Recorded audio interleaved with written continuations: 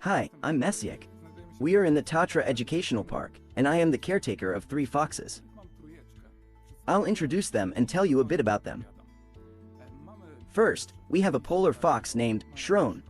He's been with me for 3 years, precisely. He came to me as a 2-month-old cub along with a silver fox. This is Halmy, and there's only a 1-month age difference between them.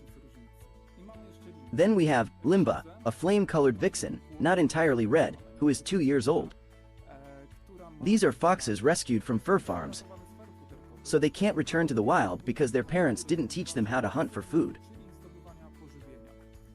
They wouldn't survive because foxes can't rely on instinct alone. However, their hunting techniques are quite complicated, and they need to learn them from their parents. That's why they can't go back to nature. They'll be with me for about 15 to 17 years, as that's how long foxes can live in captivity. Due to the fact that the silver fox is actually a common fox, our Polish one, just with a different coat color, I noticed some species differences when the boys came to me. When they were little cubs, they ran freely in the park. There was no enclosure like the one we have now. We had this opportunity because we were closed to visitors and invited our friends with their dogs so the foxes could get some exercise. What interested the silver, Halmy, was playing with the dogs, not so much with me, although he's now the most sociable of my foxes.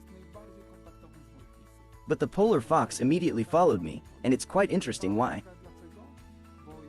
He is a wild animal, still scarred by his difficult experiences on the fur farm, so he really shouldn't behave this way. But some things are ingrained in his mind. In the wild, if they have the chance, foxes like these would follow polar bears to steal some of their hunted food. So, I fed them by hand and spent time with them, essentially becoming their food provider, similar to a bear, which is worth sticking close to. So, he'll always be trailing behind me wherever you see me in the park. They decide to follow me to steal from bears because they are not strong predators. A fox like this is more of a scavenger, a carrion eater.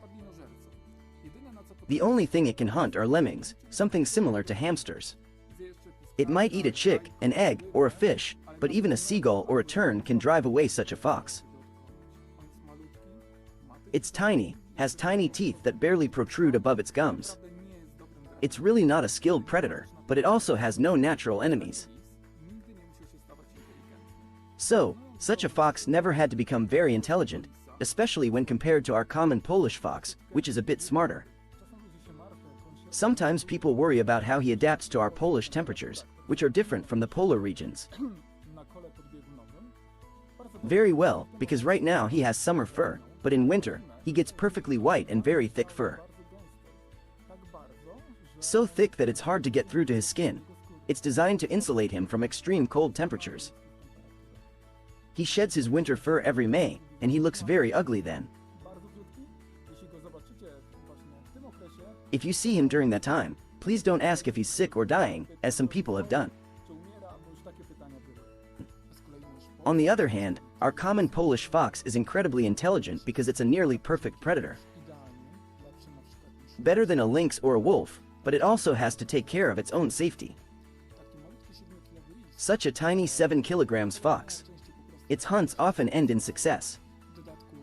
Plus, it loves not only meat but also berries or grapes. In terms of its skills, they are truly exceptional. It has evolved similarly to a cat. That's why it can see wonderfully at night, with vertical pupils that can see great distances. It can also estimate distance wonderfully. It can sneak up on the ground silently, with stealthy steps.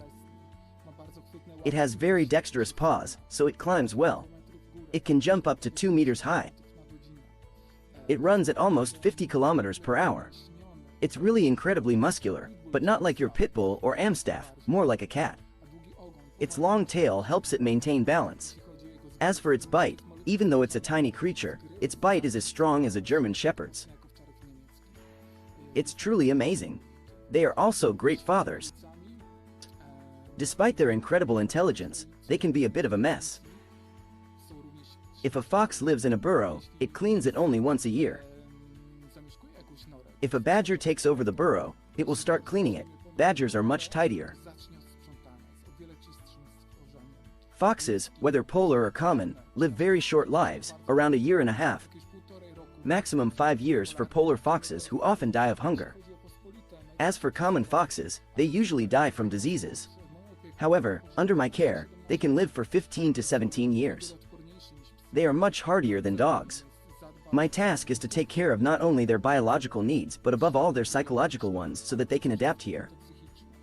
I train with them, take them for walks, play with them. You might sometimes see us during training when they perform various commands. Some of those commands might seem insignificant to me, but they are important for them to avoid being bored animals, to develop, and to feel good and happy here. Just to take care of their needs. That's all for me for today regarding foxes. For more information, I invite you to attend the lectures, which I usually conduct about foxes. But if you have any questions about our animals in general, not just foxes, you can always ask us, the staff, and we'll gladly answer all your questions. We invite you to visit us. They are weak predators. Such a tiny polar fox, the only thing it can hunt are lemmings, something similar to hamsters. It might eat a chick, a fish, an egg, but even a seagull or a tern can drive such a fox away. It's tiny, with tiny teeth, some barely poking out of its gums. I even did an experiment, encouraged by the fact that it approached our adopted cat, and the cat chased it away. So, I put it on a leash, and we went to the chickens. The chickens chased it away too. We went to the baby goat, which was born 2 weeks earlier, and it got a headbutt.